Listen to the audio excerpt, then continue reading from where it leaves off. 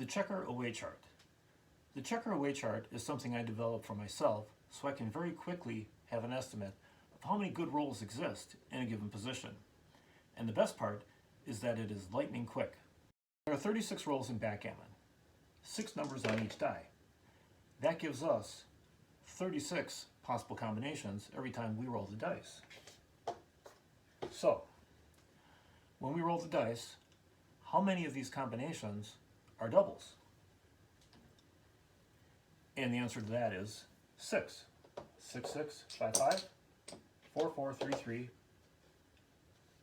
and 1, 1. How many of these 36 combinations are one-aways? Now when I say one-aways, I'm talking about rolling the dice and the 2 numbers on the dice being just one away. This would be a one-away, 3, 4. 5, 6 is one away. 6, 1 would be 5 away. So how many of these combinations are one-aways? And the answer is 10. 5, 6, 5, 4, 4, 3, 3, 2, and 2, 1, and 5, 6, their corresponding roll, because there's 5, 6, and 6, 5. There are 2 different rolls. So there are 10 one-aways. Of the 36 rolls, how many are two-aways? Like, for example, 6, 4, or 3, 5 would be an example of a two-away. Of the two-aways, there's 8. 4, 6, 5, 3, and the corresponding rolls for those two-aways. How many of the 36 rolls in backgammon are three-aways? There's 6 of them. 3, 6 is 3 away, 2, 5 is 3 away, 1, 4 is 3 away, and the corresponding roll. How many are 4-aways? 4. And we have 2 that are 5-aways. So this is our away chart. So let's write this down.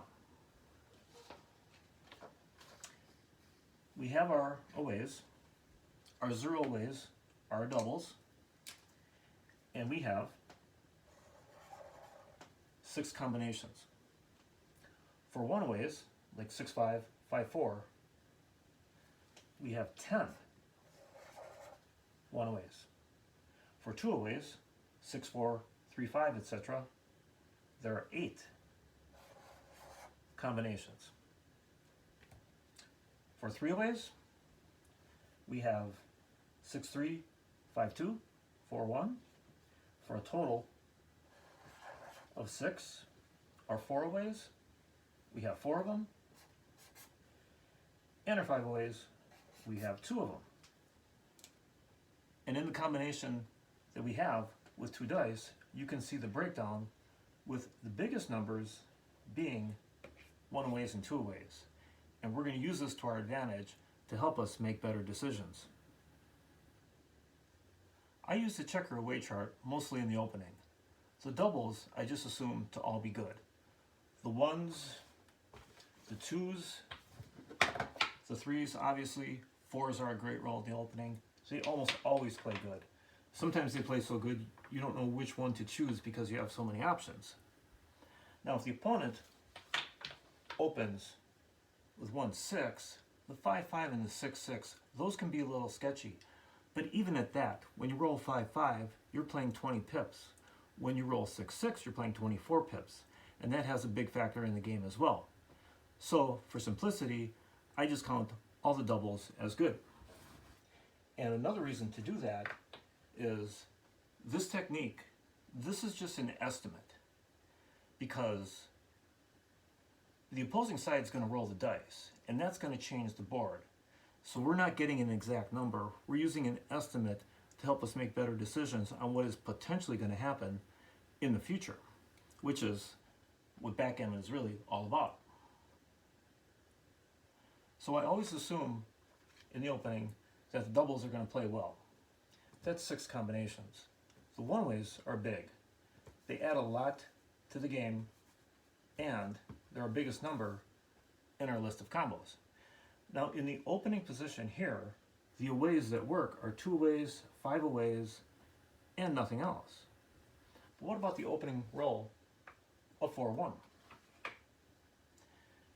Now 1-aways are in play. In fact, the opponent has 1-aways here and here. And if we look at the 1-aways, just looking at the 1-aways, 1-2 makes a point, 1-2 can make the 7 point. 2-3 plays terrible here, plays perfectly on this side of the board. 3-4, almost so good you don't know which one to choose.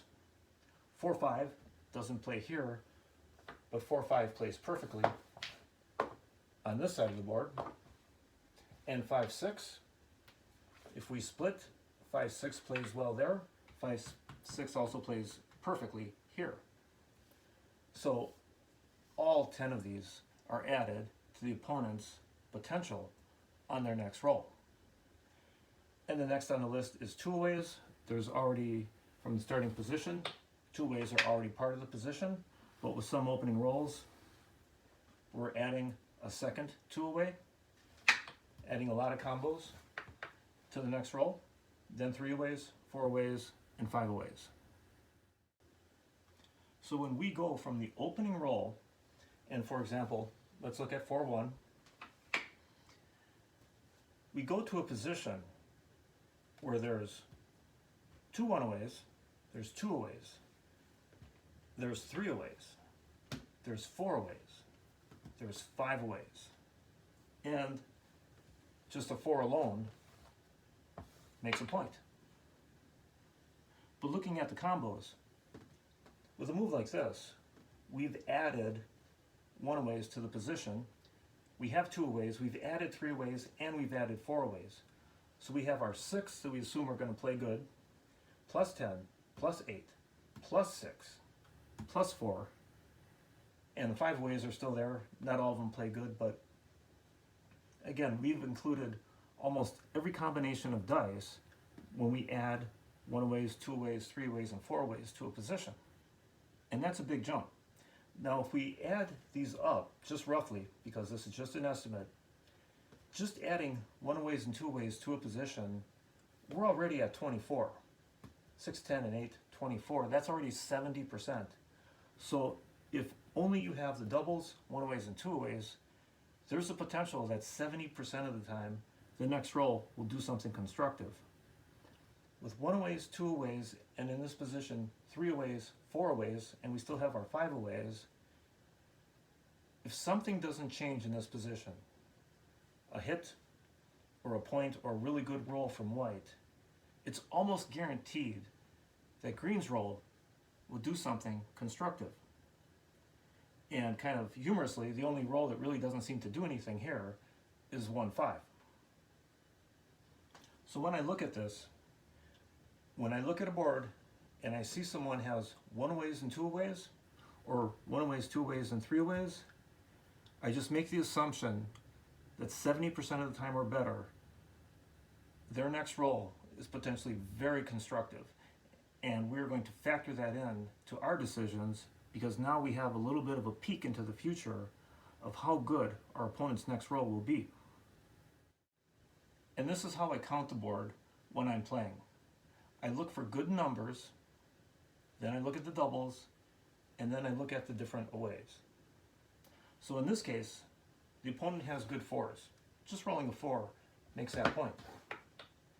Tempted to say they have good 1s, but in this position, you really don't want to make this point this early in the game. But in other positions, like in this position, you would say the opponent has good 4s and good 1s. So I look at the numbers, then I look at the doubles, then I look at the aways. So for this position, the opponent has good 4s, they have good doubles, almost all of them, and the aways, they have 1-aways, they have 2 1-aways, 2-aways, 3-aways, 4-aways, and 5-aways. And that's a long list. I don't need an exact number. I know that if something doesn't change, the opponent is going to roll good. Let's quickly compare two opening rolls. Our opponent wins the opening roll with 5-2.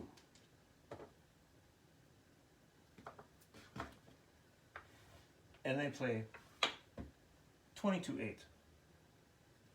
How do we look at their position? They have the potential. They have good twos, no other good numbers. They have two aways. They already had two aways, but there's two of them now. And they have 5 aways. And that's it. They have twos, 2 aways, and 5 aways. It's a pretty short list. Let's compare that to the roll 4-1. They win the opening roll with 4-1. Now let's evaluate. They have good 4s, not good 1s. All their doubles should play good. They have 1 aways, 2 aways. They have 2 1 aways, 2 aways, 3 aways, 4 aways, and 5 aways. So hopefully this helps you already. The difference between 5-2, 4-1, it's a lot bigger than you think. And we'll see this at the end when we evaluate this using some actual decisions that we have to make on our roll. Let's take a look at 4 openings. And as you've learned, you do have to factor in match score. But just for demonstrating the power of this technique of estimating good rolls, we will look at these 4 openings as cash game play, or 9-away, 9-away, and see exactly how it helps us make correct decisions. Now our opponent has won the opening roll with 1-2, and they play it like this. They play 23-11. We respond with the roll 3-4. Now here, 3-4 can be played 21-9. It can be played 21-hit. It can be played 20-10. It can be played 10-9. And all these moves are pretty close. They're all within the error range, so they're all perfectly playable. You can even play this move, 21-20. It's a mistake, but even this, it's not really a big mistake. So there's 5 moves you can play here, wide variety. If instead our opponent won the opening roll with 4-1, now, like we saw previously, they have 2 1-aways, and remember, 1-aways are the big one, 2-aways are the second biggest one. They have 2 1-aways. This position, all the 1-aways play extremely well. They have 2 aways, 3 aways, 4 aways, 5 aways. All the doubles are going to play well. This is a completely different position. Now, when we roll 3-4, the correct moves are, there are no correct moves. There's only one correct move. 21 and hit, with all the other moves being a mistake. That's a big change. We went from 4 moves being good, or at least correct, to 5 moves being playable in our previous position, to really only 1 move being playable here. And our ability to estimate just how many of our opponent's rolls are potentially good on their next roll is the only way we're going to find a move like this. If we look again at our picture, there's almost no bad rolls for the opponent. So our strategy is we're either going to roll extremely well and make an anchor, or we're going to take away half of our opponent's roll. It's the potential that the opponent has on their next roll that helps us find the correct move. Let's look at another opening.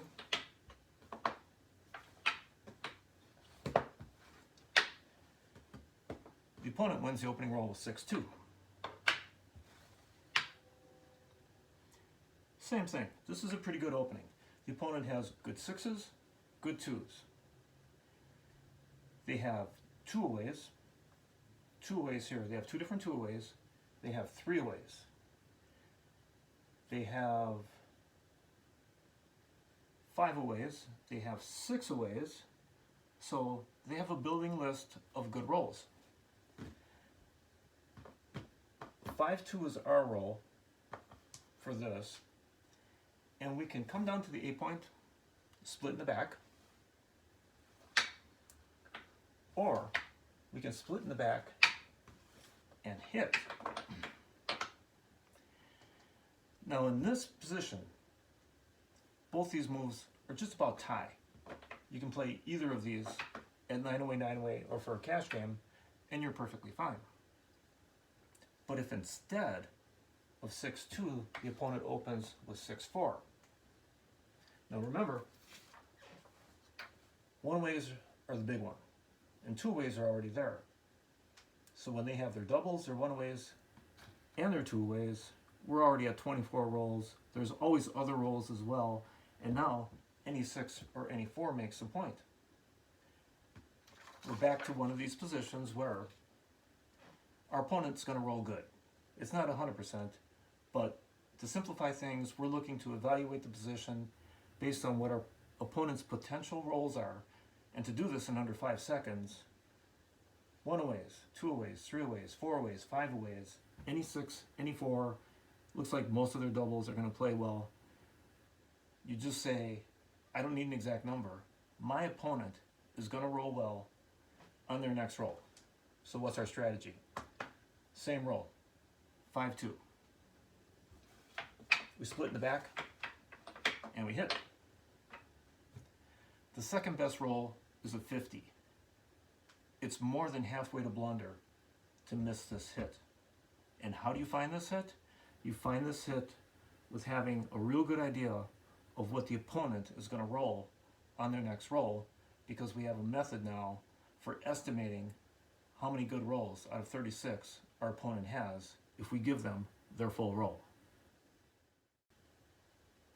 So I'm not keeping track of this specifically. It's not a number, because we get to roll, and that changes the dynamic, like in this roll where we're taking away half of our opponent's roll. But we need to know in advance what our potential is for the opponent to roll good and cause us trouble. And in a situation like this, where that number is extremely high, we're just going to assume it's 100%, and we're going to hit this checker because we have to take away half of their roll. So it's not a specific number. I don't have a formula to give you. It's just a thing from experience as you do this over and over to quickly estimate in 5 seconds, does the opponent have great rolls on their next roll, and is it 70% or higher? We have to change our strategy to match what the opponent's next roll potential is. And since we're not doing a specific answer or a specific number, this is a way to look at it. If you're looking at your opponent's good rolls on their next roll and your estimate, you have 3 good things that they have going for them.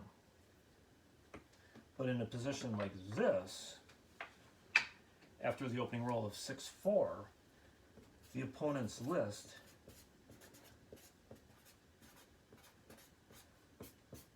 looks more like this.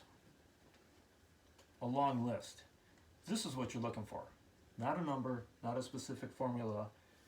With experience, you just develop a feel for approximately where that number is. And usually, with a good opening roll, where one-aways are created, that number is over 70%. And you're going to have to look for a hit or a really good roll, but you cannot rule out the hit because your opponent's going to roll good, and you're going to have to make an adjustment in your strategy to account for that.